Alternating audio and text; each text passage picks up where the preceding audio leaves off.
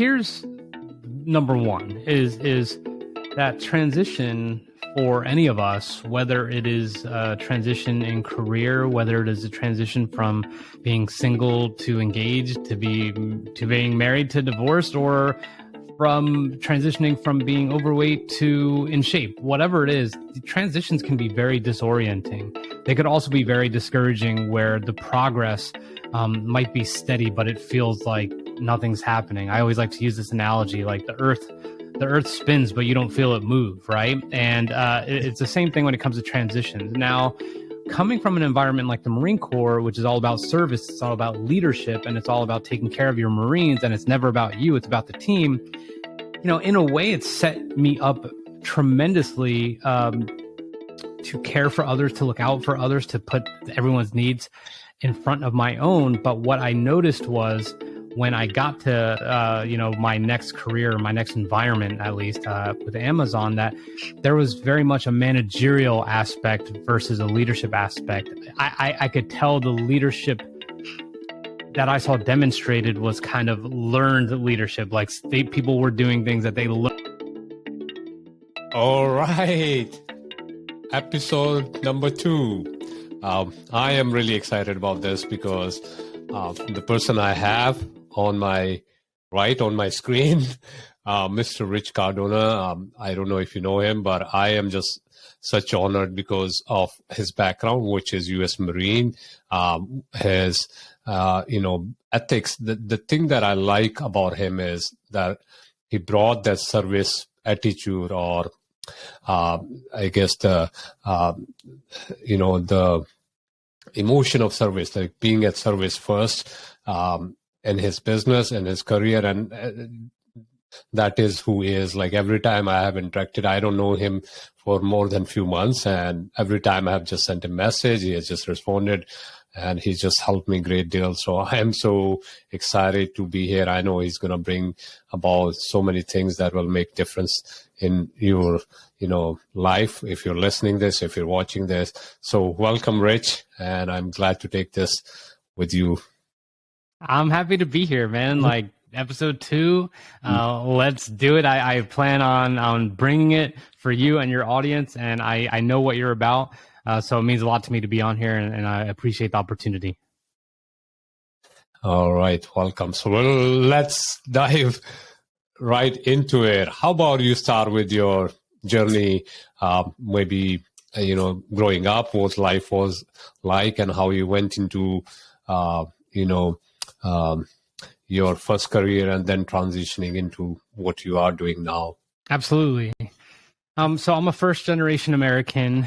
So my father's from Colombia, my mother's from Honduras, and we were born here. And what I knew was what I saw. What I didn't know was why they came here, and I realized what they came here for, to the States, was for access. There was limited opportunities where they came from, and that's what their parents believed, and that's what they thought. So they came here. And, what that meant for me as a child is just watching a work ethic that was deliberate, that was always trying to get us to a different level, a different income bracket, better housing, better school system, all these things. So I just watched that growing up. But when I was in school and high school, I just didn't really care. I took a lot of things for granted. I just couldn't concentrate that much. My social life was a big priority to me. And ultimately, I realized that I was going nowhere. So I decided to join the Marine Corps anxiously. And by anxiously, I mean, with fear. But I knew it was something I needed to do. And I joined the Marine Corps, and I spent 17 years in the Marines. And when I retired early, at 34, I was in the Marine. I had spent half my life in the Marine Corps, so that was kind of crazy. But I was an enlisted Marine first, and then I ended up getting to be a commissioned officer, and then I was flying attack helicopters, which was a fantastic duty assignment, and I'm very blessed for that.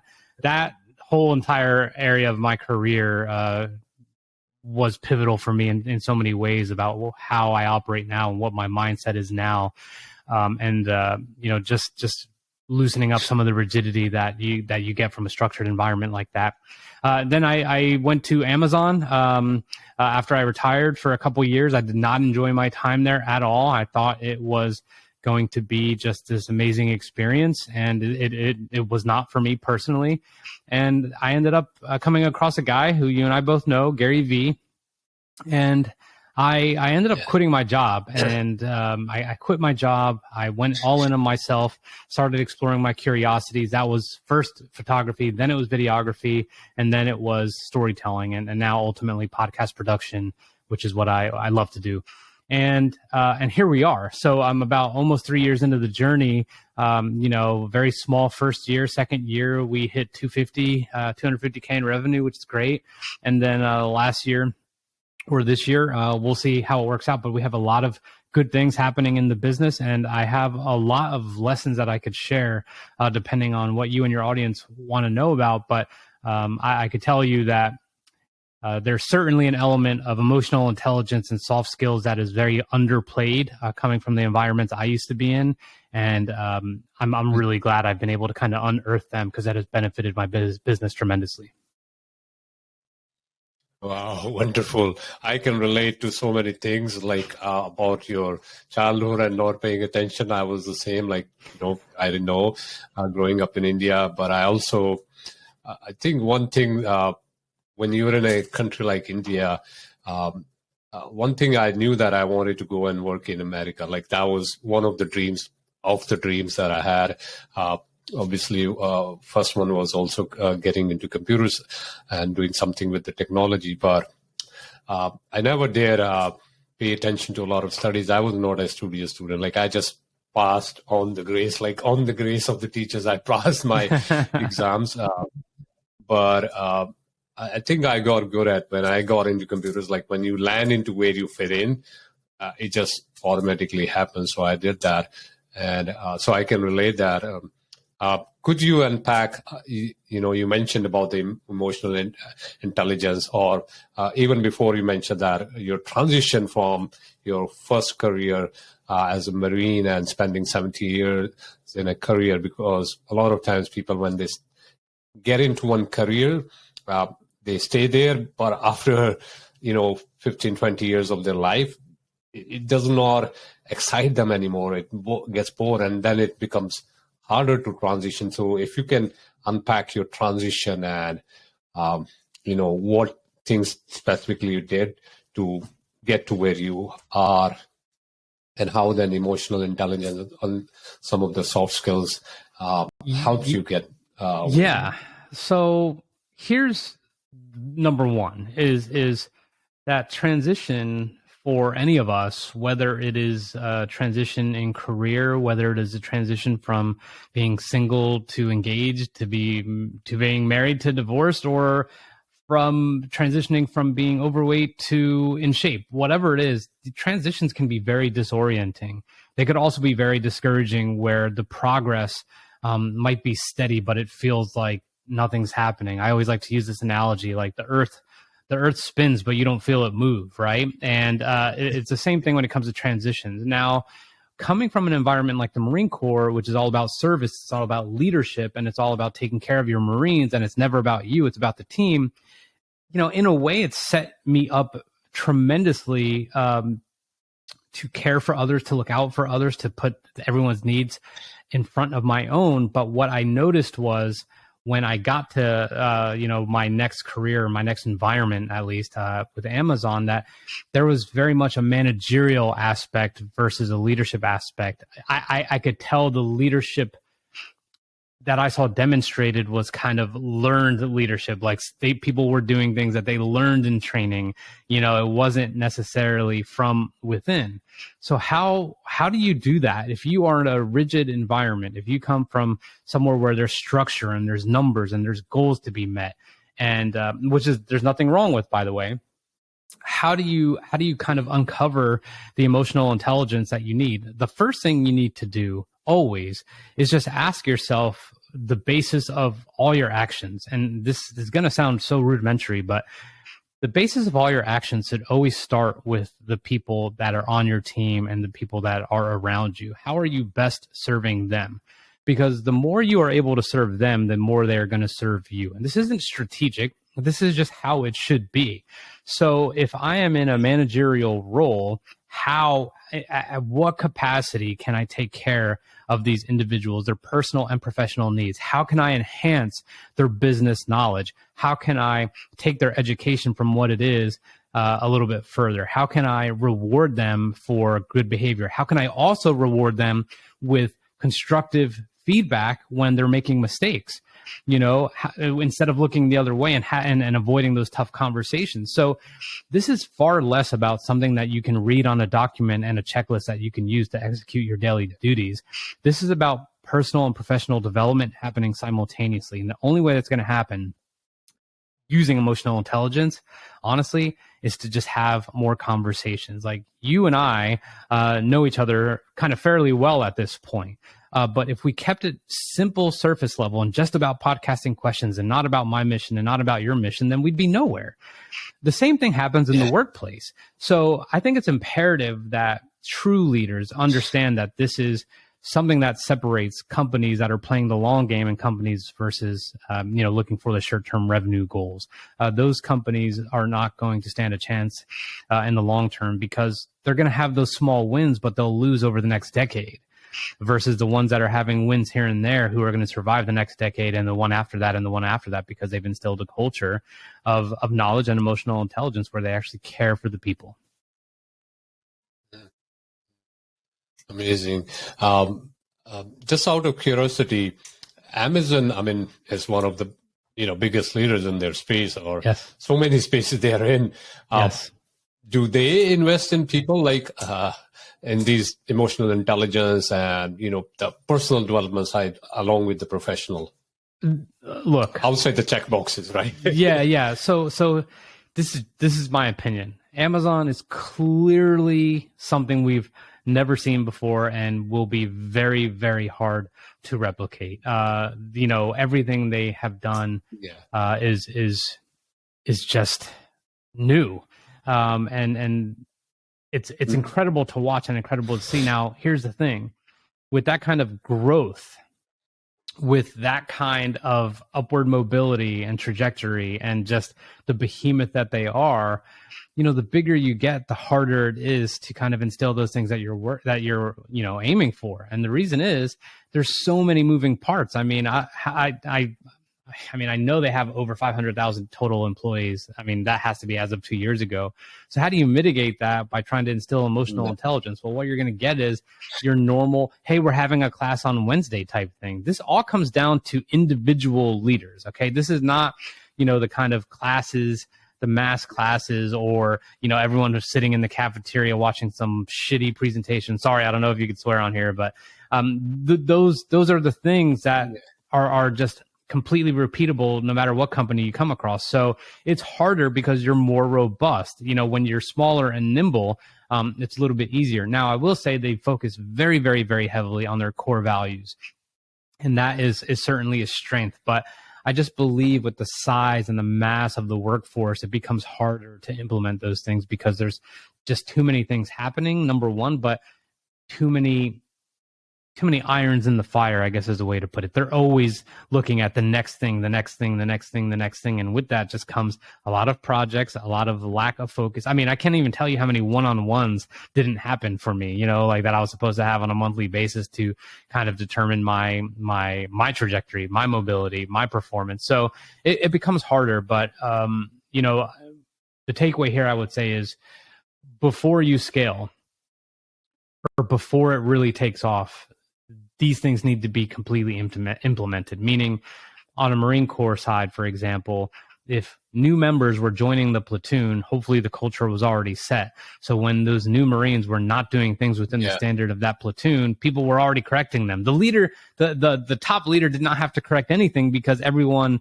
who was a few levels down was already doing it. That is how you know you have something beautiful going on, when no one's afraid to correct each other, or like we like to call it, policing our own. So again, that was only my experience, but I do think it's important that these things happen. You need the individual attention, number one, and while you're still small and nimble, this is when you could really make things happen.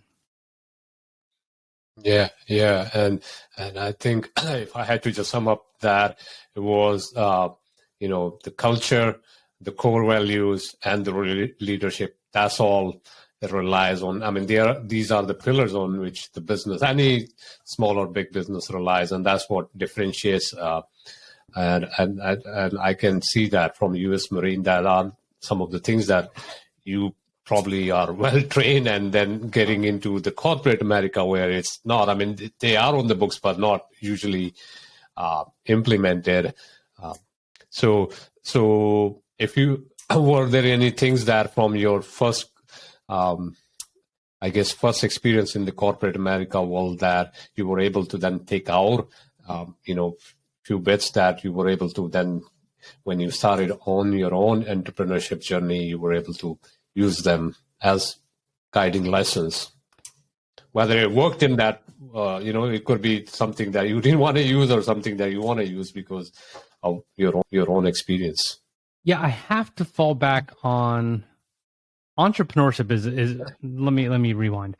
Entrepreneurship has been the most difficult leadership challenge I've ever had. Harder than the Marine Corps, harder than Amazon. It's because you're building everything from scratch. Now, if I had to take anything away from my time at Amazon, it was what I feel separated me the most. And this is something I think your listeners really need to pay attention to, which is, I mean, I already mentioned it, but hourly associates, for example, or if you want to say, and I don't mean this in a derogatory way, lower level employees. You have to really study what they do on a day-to-day basis. And you have to say to yourself, if you have not done those things, would I do that? How long would I last? Could I do that day after day, week after week, month after month, year after year? Like, what is the longevity or what is the lifetime value of one of these people, or how long are they going to stay with us? And like I mentioned, big corporations, like we were talking about, like a lot of them don't have a recruiting problem because there's always someone willing to take that kind of work. As long as they have a driver's license and don't need a degree or this or that, then they're just like, okay, they just go from job to job like that. But what separates culture and kind of, we mentioned the emotional intelligence, is what can I actually teach them? Because if what they're doing is something I couldn't do 10 hours a day and it was incredibly monotonous and they have no idea what kind of rewards or gains they can make over the course of a few years, you can be the difference. No matter how technical the job is, no matter how customer facing or non-customer facing it is, it doesn't matter. What are you teaching them so they are understanding the core of the business and why you are doing the things that you used to, or that you're doing? So when I worked on the robotic storage platform, I mean, it was this robust, unbelievably complicated technical and logistical system that we used at a warehouse to get products, stow products, pick products out, get the products out, ship them, and all these different things. But you know what I did? I always turned my radio off because leadership was always trying to interrupt my day with a new task, with a new something, with another meeting. And I was just like, I'm not doing this. What I'm going to do is talk to John over there and explain to him that, knowing that his numbers may be subpar, I'll explain to him, why we're doing what we're doing, what productivity means, what throughput per hour means, why we have the goals that we have, what this means for his performance, what this means if he wants to transfer another department, all these different things. So enhancing someone's business acumen, or just setting people up to be in a position to take over what you're doing for that person that's directly beneath you, so to speak. For, in my example, like an area manager, like all my area managers, by the time I was done, could do my job. So you know what happened? They were taken from me, and then they gave me some of the low performers in the building. So it was kind of like this cycle.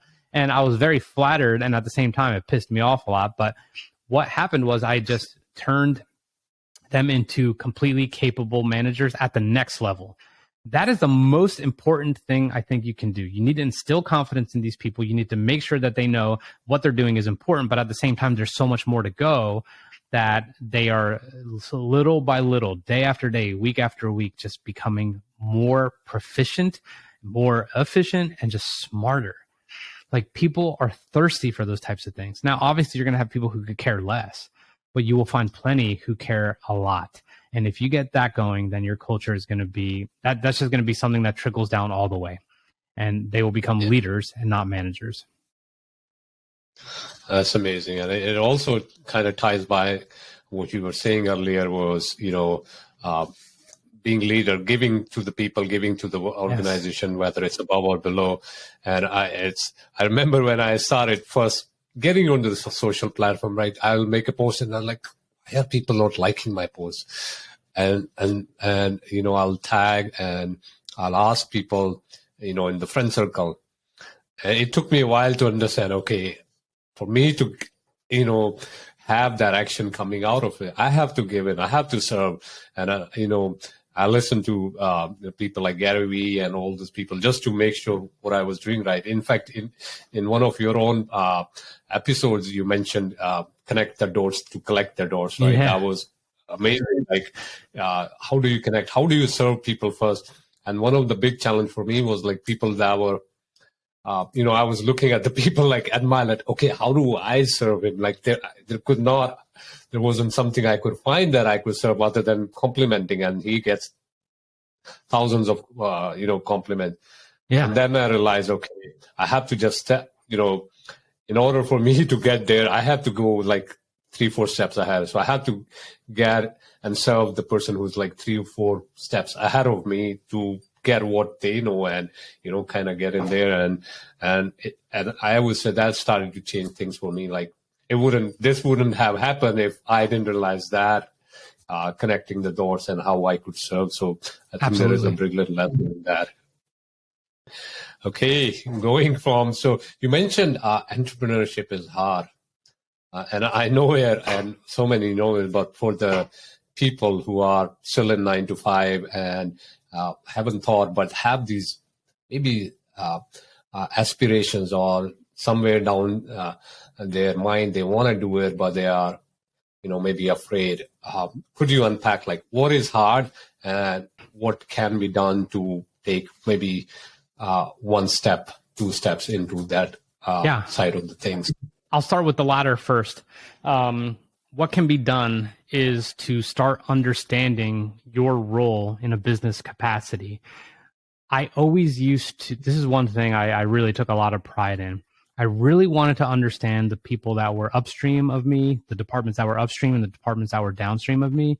So that way I could determine, number one, how am I screwing over the people that when I'm next in line for the process, am I in any way, shape, or form screwing over the people that are preceding me? Is there anything that we're doing that is not helping them out? Is there anything that's complicating the system or the processes whatsoever? For the people downstream, are we doing anything that is affecting them? Same thing. Like, are we meeting, our time on target, so to speak? Are we meeting our numbers? Is there anything about our personnel or our systems or processes that are creating barriers? Is there any disconnects? By doing that and having those conversations, I started to understand, I looked at my department more like a business unit, which is something we should all do. Okay. If you look at it as a business unit, why the numbers matter, what the money is going in is, what the money going out is, the processes and the systems, like what happens when we don't meet these numbers? What happens when we exceed these numbers? What happens when we just hit the numbers and don't really have aspirational goals that are likely to exceed them? Then you start thinking like someone who's an entrepreneur. And if you are in an organization, then there's a term that's called an intrapreneur. You are operating kind of in an entrepreneurial capacity, but inside of a business. So number one is talk to the people upstream and downstream of you and determine that's obviously collecting the dots, right? Like kind of like you just mentioned, that's collaborative. It's connecting the dot or collecting the dots, and then you're connecting the dots. Okay. You're connecting the dots in terms of how are you going to be a linchpin, someone who's invaluable in that system. The second thing you could do is just literally request higher level conversations. I know this might sound ridiculous, but ask questions that no one else is asking, and that's going to stick out. Now, this is the tricky part. If you are not performing, if you are underperforming, then you probably shouldn't be asking these. You need to be brilliant in the basics before you start seeking out higher level knowledge, especially when it comes to finances and budgets and, decision-making processes and who's in charge of what and why are they in charge of what. All these things are much, much easier if you happen to be already delivering and performing at a high level, then people are going to be really willing to educate you. Now, I meant like this whole thing, it seems like I'm talking about, enhancing your business acumen. And I can't help but explain that is the most important thing here. When you said earlier that you had to learn some of these things, one thing that sticks out to me, the more I think about it in this podcast, is people always take a greater interest in what they're doing when they know people are invested in them. That also happens when you are looking at the people that are ahead of you and you are invested in making their lives easier or their jobs easier. You know why? Everyone always feels like they're drowning in whatever they're doing. So if I'm able to make when I was working, his or her life easier and they were my superior, then they would invest in me more.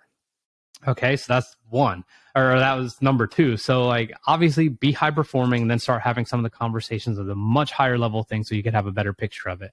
Now, the last thing I would say in terms of preparation is really adopting a leadership style that is your own. You can look at all the leaders around you, see how they operate. And I used to call it a leadership toolbox. I would literally write down things that I saw that I did not like, things that I saw that I did like, and just make sure I was avoiding some of those pitfalls and enhancing some of the things that I liked, but also making it my own. You have to develop your own leadership style outside of the parameters or guardrails of a traditional workforce if you're looking in entrepreneurship, because it's going to be very tough. Now, to answer your first question, or what's really challenging about it, is the fact that you are creating the mission, you are creating the vision, you are creating the values, you are creating the processes and the systems from scratch. And no matter how similar it is to another business, nothing can prepare you for the hiring decisions and the firing decisions and the paperwork and the administrative things that you never had to think about before, forming an LLC and talking to a lawyer, getting a lawyer to do this, having an accountant, where are you going to find the talent that you need? Where are you going to find talent that you could afford because you probably don't have a ton of money? How are you going to pay yourself? Are you not going to pay yourself? What are the standards that customers are looking for, or the clients that you're looking for? What do they want? How do you stand in comparison to the marketplace? How saturated is the marketplace with what you're serving? I mean, it's endless. It's endless. So it's not, I mean, they don't call it a leap of faith for nothing, but at the same time, you can mitigate that by truly, truly treating your current state as its own business unit and looking at it that way. Look to see if there's a profit and loss within that business unit. Create one, if not, and be like, here's how much money my department is making on a regular basis. Like, if you get creative like that, I think it's going to put you far, far ahead. And had I known that prior, although I was kind of doing it, I think I'd be light years ahead of where Yeah, that is so brilliant, especially looking as your job as a business unit and trying to operate. If you have aspirations to go back, and I mean, I've not done consciously, I unconsciously or unknowingly did in my last few years. So I used to be in technical background, always giving technical solutions. And one day my manager is like, he just said, Manpreet, we need to increase our footprint into this account. Let me know if you hear any of the problems that we can solve. And he just said that. And that almost like gave me permission to start looking beyond my box. And for the first 2 years, I was just doing this. I was just talking to people in different departments. Okay, what problems do you have? And I'll give them suggestions. And then the people started coming to me. Okay, we are having this. What can you do or your company do? And that started generating revenue. So even though, my mindset, if my manager told me, okay, it is your job to do it, then my first question would be, okay, what will I get paid? But because he framed it like it didn't seem like my responsibility, it was very casual, but it was attractive. I started doing that work. It just changed. And 2 years later, I started to in more on the sales side of the role. And within next 3 years, I generated more than $10 million of business just by solving the problems. But it happened because of me starting to look, or somebody in higher leadership thought I could do it and just dropped me an idea that I should try. And I think that comes huge when somebody at the top does that. Yeah, let me make a point here. in the absence of guidance is where you are going to find the most growth. We are so used to being like, okay, you want me to do what? Cool. What do you want me to do? Like, you are sending a completely different signal when you're like, okay, I'll figure it out. And all of a sudden, you tap into your creativity, dynamic problem solving, kind of root causing, barriers and solving these things. That is what I should have said in addition to everything before, but that is going to give you a leg up, and that is entrepreneurial thinking. Again, like, in the absence of guidance, you are going to discover a lot about yourself. It's so easy to rely on people telling us what to do. And the truth is, we don't want to be executors, okay? There's nothing wrong with being an executor, but if you want to be an entrepreneur, you have to be a visionary and an executor. And to have that vision is going to take a lot of practice and a lot of repetition doing exactly what you just said, which clearly demonstrates that there's a capacity for you to do your thing, right? I mean, like, here we are. So that's a really solid point, and you just made me think of that. So that's awesome. Thank you. So moving on from Amazon, you mentioned you tried different things before you ended up in photography, storytelling. What were you trying to do? Like, was it intentional that you knew that photography would not? Were you trying to find your so to speak calling, or like what was happening in that duration? So I don't advise this, but I didn't have a business plan. I quit.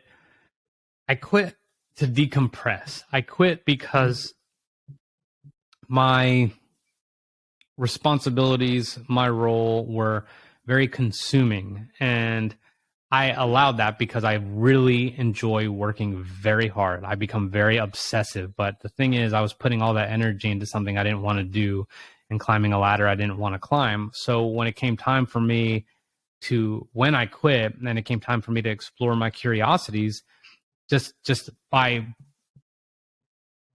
emotion alone, I knew that I loved to take pictures. I've been all over Europe. I've taken thousands and thousands of pictures. I just started to really feel like there was something there. And then I started to see that, a couple of things. Number one, it's extremely, extremely, extremely difficult to make it as a photographer. And number two is, with the evolution of cameras, it's like crazy. I mean, like, it is not a camera or phones. It's just like unbelievable. So it's like, okay, maybe that's not it. Then I started looking at video because, I mean, like I said, it's Gary Vee. I was just watching a lot of what he was doing, and that was kind of the next step. And then I did do video production, and we do video production with our company, and we help with content creation for social media. But I realized very quickly that what I love to do is just have conversations with people who deserve to have a light shed on them, and for those same people to make sure they're having their desired impact by reaching others. And again, that's through social media or a medium like podcasting. So to answer your question fully, I explored my curiosities without feeling like I was committed to anything specific. I really used that time to just explore. And I know that sounds like such a fluffy anecdote, but that's exactly what happened. And now let me explain this as well. I did not have like a huge savings. I had plenty of debt. I didn't have a lot in savings. We moved in with my wife's parents. Okay. I was a 38-year-old retired Marine with an MBA who was just working at Amazon. So looking at that from the outside, it looks like what a disaster that guy might be. But to be honest, that changed my life forever. I was willing to just put aside what anyone and everyone might think, including my friends, including my family, regardless of what I wanted to pursue. I put myself first. So when it came to that, that's what I did. I explored my curiosities. I thought about what makes me really happy. And if I put more effort into that or go all into that, does this thing, whatever it may be, have the potential to actually be a business? does it have the potential to be a business, or does it have the ability to generate income? And if not, okay, like where am I missing it? Like what are the kind of off ramps to this highway that I'm on the curiosities that I'm exploring? And that's all that happened. It's a progressive uncovering. So although you might have an idea of what you want to do while you're still in the traditional workforce, if you ever decide to kind of go the entrepreneurial route, just because you're very, very good at something and proficient at something doesn't mean that's something you want to do long term. There are certain things that just kind of tug on us mentally and maybe like on your soul, you know, that just really make you happy. And you're like, wow, like this is the type of thing I miss lunch. I forget to eat, you know, or I haven't gone to the bathroom forever because I was just editing this video and I was just trying to make it look so good and tell the story. Next thing I know, like this is it. So it's a progressive uncovering, I think, is the most important thing. The process is probably going to be very different for a lot of us, but just because, and here's one last thing I'll say, especially for like veterans, this happens all the time. We did the same thing for a decade or 2 decades or whatever it may be. That sometimes you get assigned a role, or sometimes you just get educated and continue to ascend on this ladder with different responsibilities and different skill sets. But that doesn't mean that's what's going to make your clock tick, so to speak. So take that time to explore your curiosities and really, really determine, like, when I get up every day, like I'm going to be excited to do this, and follow that. And you might go in a lot of different directions, but don't worry about what anyone else is saying, because it's going to be far more sustainable as long as you're able to be resourceful, like I said, and determine how can this generate income for me. Amazing. You went right into where I wanted to go, that progressive curiosity, because a lot of us just get stuck because we just listen to everybody else who would have done well for themselves, but they did well just by listening to everybody else either. So, and that was the thing. I think a lot of people, especially in the traditional careers, miss this. And when you have been in a career, whether you've been U.S. Marine for 20 years or you've been an IT engineer for 20 years, you just think that this is all I can do. I mean, this wasn't something I was ever dreamt of doing. Like when I thought I was going to build an IT company. That was my mindset. But by little exploration, few steps a day, it just came to this. And I used to always think about, like, you know, if I ever made big money, millions and all, and I didn't have to work for money, would I still be doing the same thing? Exactly. And I could never, honestly say yes, because after 20 years, I had given everything I could creatively in that space, at least what I was doing. And now if I looked at and I have this question, like, would I be making podcasts or doing this, interviews, connecting with people? Absolutely. I mean, I'm not worried about making money.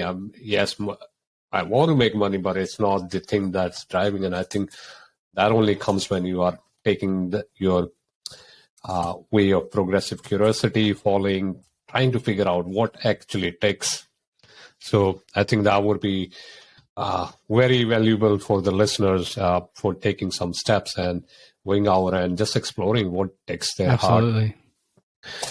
Okay, coming to podcast, which is now the baby, or the child you're investing most in. I don't know if that is the right thing to do that, say that, but and you are good. Like and this is not me just saying me, because as a consumer, I love what you produce and different ways you bring information. Challenge, you make us think of the things that you're not, like your post about how LinkedIn is not all that. If you're just podcasting, you're not going to drive everything from the LinkedIn. You have to go outside and drive the business. So all those thought-provoking questions that you ask, I think those are, very valuable for the times, because outside everybody's just doing what everybody else is doing. So that's what makes you different. And I'm really happy that I know you so that I can learn from you. Appreciate that. So in the podcast world, what would you say?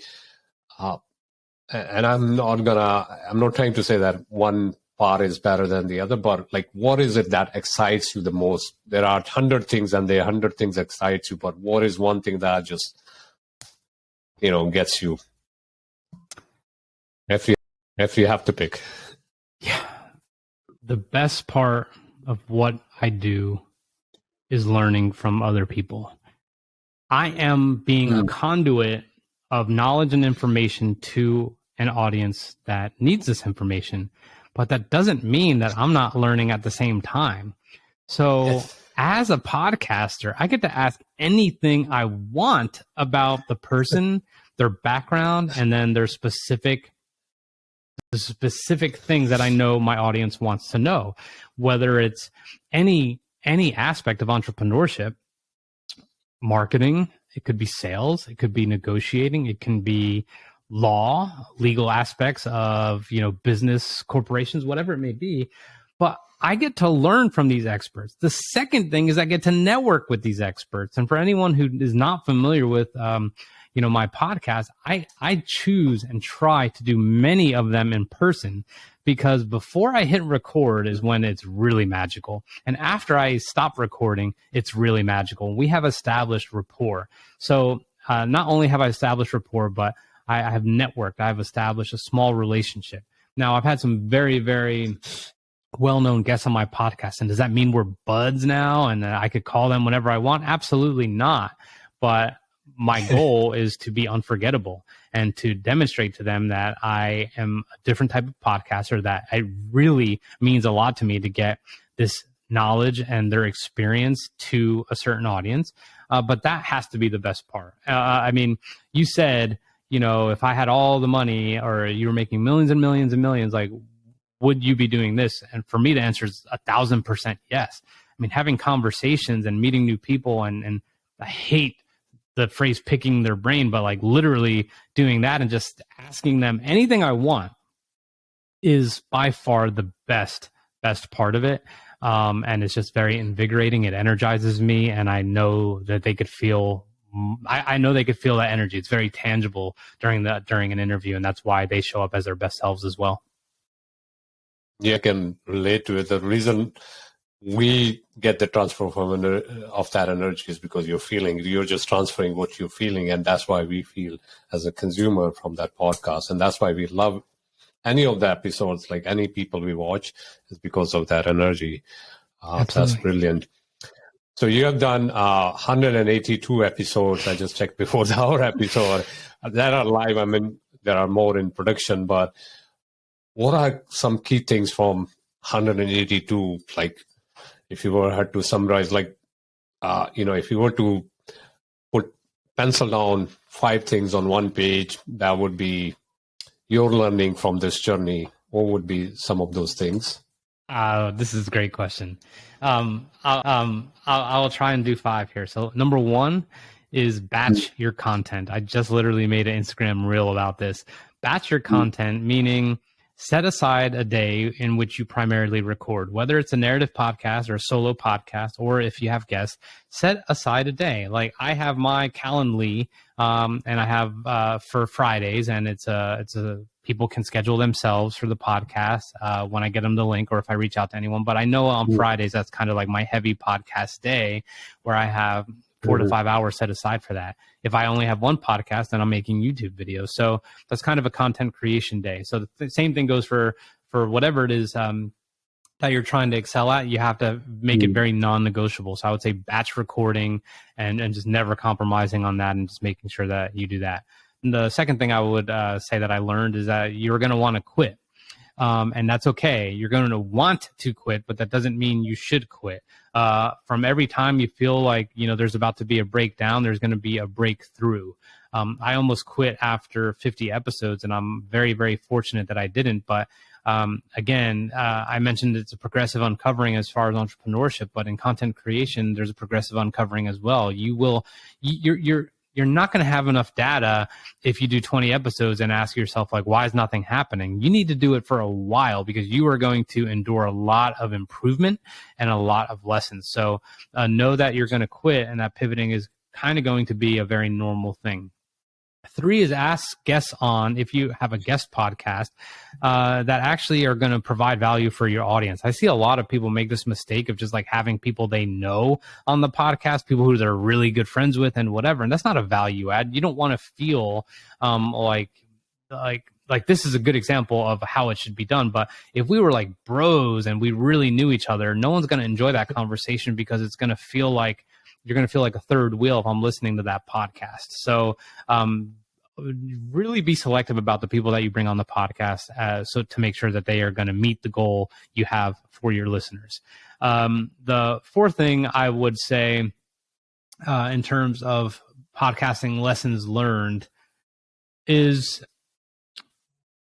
let's see here. You can edit this if you need to, but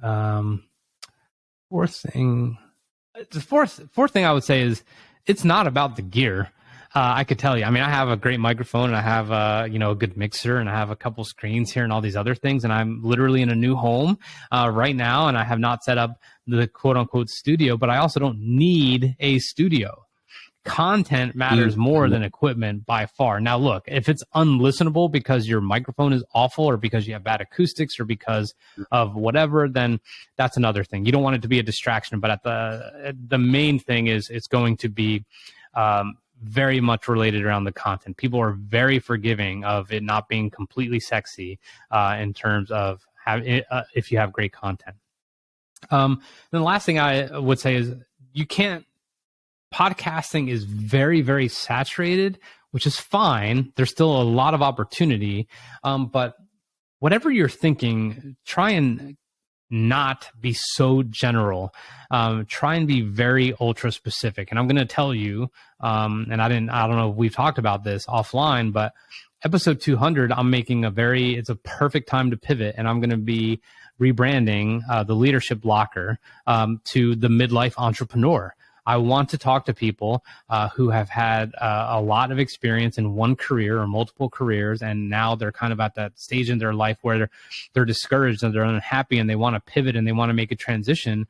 My podcast is going to revolve around that. That doesn't change anything in terms of my guest selection and the knowledge they could bring. And for me, it's all I talk about anyway. I want more people to take advantage of this kind of second half of their life, so to speak. So no matter how far down the wrong road you go, you could always turn around.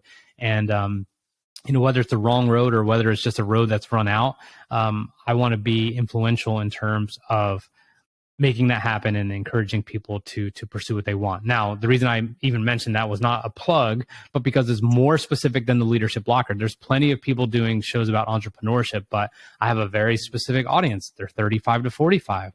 Some of them are soccer moms. Some of them are people who've been in corporate America and are bored out of their minds and just really want to kind of unleash what they have and to attract a different audience. So you can start broad, but if you start niche, that will allow you to go broader later and capture a bigger audience. So start very, very specifically, and I think that's going to bode well for you rather than starting broad and trying to niche down. Brilliant. It is all, I think it's important for the audience or anybody, who is aspirational about building podcasts. But this right there was gold for me. All right. I'm going to just ask one last question, and Sure. That'll be it for today. How much of mental strength or mental fitness do you think is important in today's world, whether it's you're doing 9-to-5 job, relationships, building business, podcasting, anything? It is everything. I have never been more mentally tough than I am now. And I used to be a Marine. Like, I've been in combat. I am more mentally tough now because I want this so bad. I want to win. I want to excel. I want to serve so badly. And like I mentioned, it is so unbelievably difficult because I'm building everything from scratch that it has tested my leadership capabilities, my mental aptitude, my business acumen, everything at very, very high levels. So in order for me to excel and to put myself in a position, I had to become very mentally strong, which means relieving myself of distractions. I stopped drinking in April of 2019 because I was starting to focus heavily on the podcast, and it meant so much to me. I was like, you know what? I can't have days where I'm foggy. I can't just have weekends where I drink a lot or anything like that. I started taking my physical health a lot more seriously, especially in the last year. When I go to the gym, I call it mental health. I don't call it like fitness or, physical health. Yeah. It's mental health for me. I do that first thing in the morning. That's just me. You can do it anytime you want, but that helps me. I get outside 45 minutes a day. You know the deal. So 45 minutes a day, I get outside and I just make sure that I'm, kind of alone and thinking. I read. And I don't watch a lot of TV. I mean, I don't even have cable, to be honest. And it's football season. It's like, geez, man. Like, so mental strength means doing what everyone else is unwilling to do. That to me is the mark of a new level of seriousness, a new level of commitment, and just kind of really uncovering the discipline you need in order to make this work. If you are able to do those things, and if you are able to make those kind of tough decisions the way I have, you're going to feel like I do, which is I am going to succeed. And no matter how many twists and turns happen here, no matter what the business looks like a year from now, or what it looked like 2 years from now, or the people I'm talking to now, the opportunities are going to come because I'm working hard, I'm being diligent, and I'm relieving myself of distraction. It's addition through subtraction. I'm taking away things from me so I could add into my mental capacity and to my acumen, and that's ultimate. Amazing. And I know, you're going to win. It's not because you're doing this show, but I know that the people I talk online, I mean, it's what people talk behind your backs.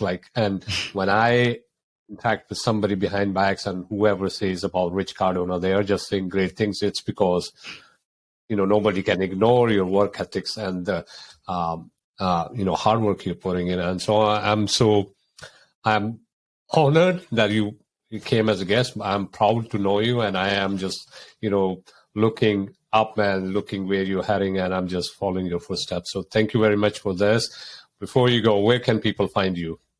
Thank you so much for having me on. And I felt like I went on a little diatribe about myself at the end there, but what I was trying to just really, really, really give you all is that the things that you don't want to do the most are probably the things that you need to do. And I think that's going to be the difference. Anyway, you can find me on LinkedIn and Instagram and my podcast. So I will be at Rich Cardona, _ on Instagram, LinkedIn. I'm Rich Cardona. I also have a YouTube channel, Midlife Entrepreneur. That's Rich Cardona. And then the podcast for depending on when this is published, it will be the Leadership Locker or it will be the Midlife Entrepreneur. But, you could find some really, really fantastic entrepreneurs on my show. I've had Andy Frisella on, Gary Vee on a couple times, 5-time best-selling author Dory Clark, just fantastic guests who are going to help you in all areas of entrepreneurship and just kind of uplifting your life and leveling up. So that's where you could find us. But thank you so much for having me on. It was an absolute pleasure. And thank you. And I'll put all these links will be there. And people listening to this, go subscribe. If you don't already know Rich Cardona, you need to know this man because, he's going to be the next Gary Vee's or Ed Mylett. It's happening. And I could already see that. So, and when that happens, you can go back to this episode because this is where it was. Now it's first time ever. All right. I hope you enjoyed the show as much as I did and got some valuable nuggets out of it. If you liked it, there are other shows you can watch. They're exactly what you need. And I ask you to like, comment, subscribe. Let me know what you thought of the show. Really, I want to hear from you firsthand what you felt, what you liked, what you didn't like. So thank you and see you around.